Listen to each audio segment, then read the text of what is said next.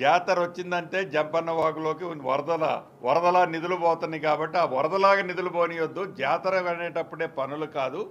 ఇది 360 డేస్ పవిత్రంగా గిరిజనులే కాదు గిరిజనేతరులు పూజించే దైవం కాబట్టి దీన్ని ప్రత్యేకతను దృష్టిలో పెట్టుకొని ఓన్లీ జాతర టైం అప్పుడే కాదు దీనికి నిధులు ఇవ్వటము.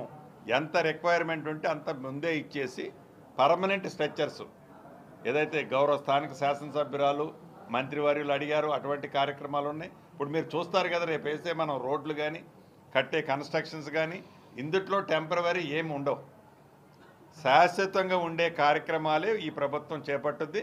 దానికి ఇంకా కొద్దిగా నిధులు అటు అయినా పెరిగినా కూడా దేనికన్నా మిగతా దగ్గర అడ్జస్ట్ చేస్తాం. కానీ ఈ సమ్మక్క సారలమ్మ దగ్గర మటుకు గౌరవ ముఖ్యమంత్రి గారి సూచనలకు అనుగుణంగా ఇద్దరు మా ఆడబిడ్డలు సమ్మక్క సారలమ్మ ఇద్దరు ఆలోచనలకు అనుగుణంగా ఈ కార్యక్రమం పూర్తి చేస్తాం. నేను నమ్మట్లేదన్న. నా మీద ఏం ఫిర్యాదు ఎవరు చేసే అంత ఛాన్సే ఉండదు. సేమ్ ఇప్పుడు గౌరవ కలెక్టర్ గారు ఎస్పీ గారు అక్క మేము లోన మాట్లాడుకున్నాం. దానికి కూడా ఈ 50 డేస్లో వాళ్ళకి ఇబ్బంది లేకుండా ఉండేటట్టు మళ్ళీ డిసెంబర్ వచ్చే లోపు ఈ 50 డేస్ మనకి టైం ఉంది. 48 డేస్ ఈ మెయిన్కి ఎట్లా వాళ్ళకి ఇబ్బంది లేకుండా యాక్సెస్ పెట్టేది కూడా చేస్తాం. అక్కడ కూడా బ్రేక్ రాకుండా ప్రయత్నం చేస్తాం. పాతది ఎట్లుందో అది అట్లనే ఉంచి చుట్టూ కట్టుకుంటూ వచ్చినాక తర్వాత లాస్ట్లో దీని మీద ఫోకస్ చేస్తాం. మిగతాది ప్లాన్ చేద్దాం. ఇక్కడ ఏదైనా మిస్ అయినవి ఉంటే మీరు సూచనలు కూడా ఏంటన్న ప్రభుత్వం ఓపెన్ ఉంది. అటువంటి మాటలతో కాకుండా పర్ఫెక్ట్ చేతలు చేస్తాం. ఇదేమి ఫస్ట్ కాదు లాస్ట్ కాదు ఈ ప్రెస్ మీట్. ఇటువంటి ప్రెస్ మీట్ రాబోయే రోజుల్లో 15 పెడతాం అందరం వచ్చి. ఇందాక మా మిత్రులు అన్నట్టు ఈ అందరు అక్కలతోనే వస్తాయి ఈసారి.